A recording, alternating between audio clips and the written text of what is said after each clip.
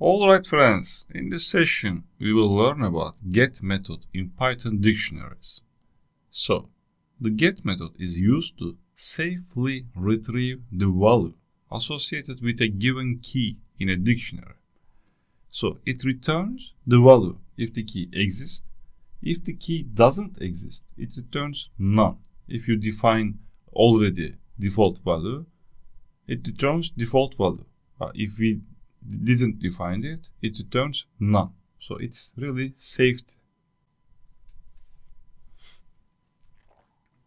Let's use it. For example, I define a variable.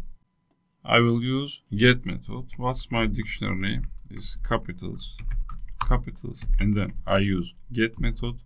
Inside the get method, I just give key value.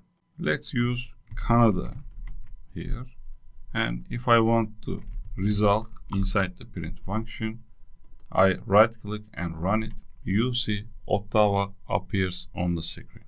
If I want to use England, I take it, I run it, you see London. Get method finds England key here. Let's do it.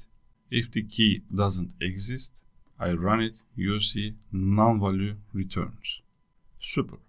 So we can use get method for retrieving the value safely. See you in the next test.